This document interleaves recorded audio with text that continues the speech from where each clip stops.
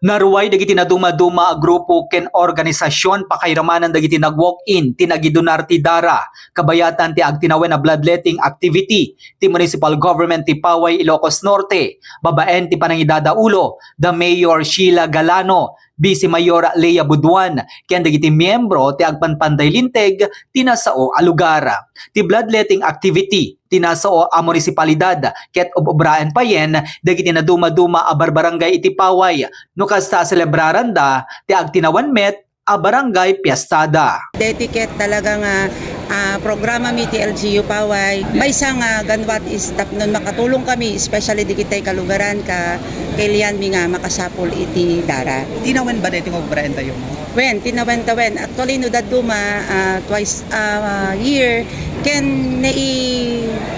bagamit ka kapitan nga no piestada part iti panagpiestada ket adda daytay blood donation program da as part iti celebration da iti panagpiesta. Ti maok kun adara tinasao nga aktibidad ket maipundo iti blood bank ti Mariano Marcos Memorial Hospital and Medical Center nga isu ti partner ti LGU Paway ken ditoy ati prioridad a matulungan daytoy nga iganganduwa tinasao nga ili ket tapno ti gasta ket adda ti sindadaan nga aramaten dagiti agkasapulan nga umili ti Paway.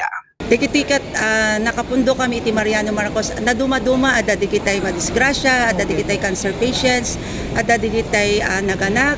Amin basta no adda daytay ag-request iti darang agapo nga makasapol from Mariano Marcos ket sidadaan kami ang mangted.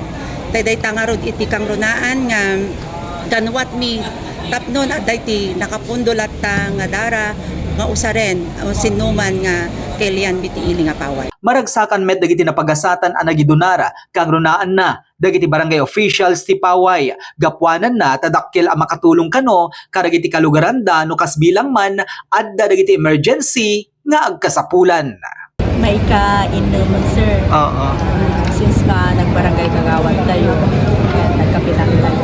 Ay din lang iti 3 years ago, sir, kasi ada na-disgrasya Oo. so day sir. Pinalabas tayo na ano matawan sa tayo man na Anya ti marik nata yun no makai-donate tayo ti dara po kapitana? Tayo ko na akong sir, makaitid kayo, ti baro nga tiyag, iti pada tayo nga tao, gandakil nga tulong tayo, paligid tayo makasapol sir. Tapnon ti kasta sir, no adda makasapol nga kabarangayan tayo, adda insigida nga mausarda. Okay po. So, mensahe tayo karigiti pada tayo nga gidundunan ti dara po. Kada kayo ap mga kalugaran ti barangay Nagbakalan,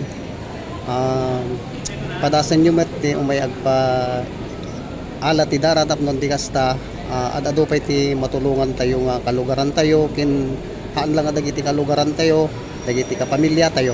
Napalaos met ti panagyaman ni Mayor Sheila Galano karagiti na duma-duma ang grupo ken organisasyon pakairamanan dagiti umili ti Paway tinatalugod apan nakitinulong da ti agtinawen nga aktibidad ti Paway Ilocos Norte.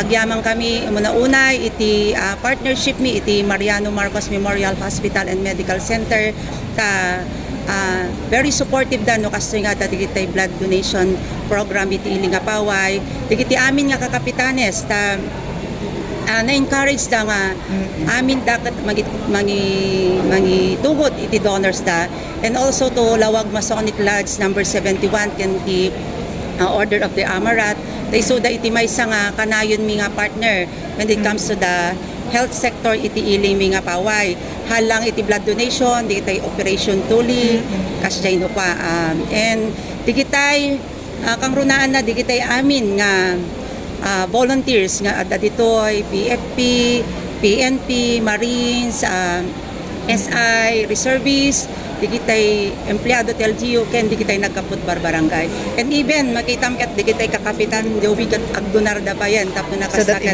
when so that mo na ti listaan and we are very thankful kan maragragsakan na kasi na ti ilita embrace da dati nga programa ti ilita yung nga Paway. Ti tema tinaysayang kat a bloodletting activity ti Paway iti karay ti atawen ket be a hero, donate blood and save lives.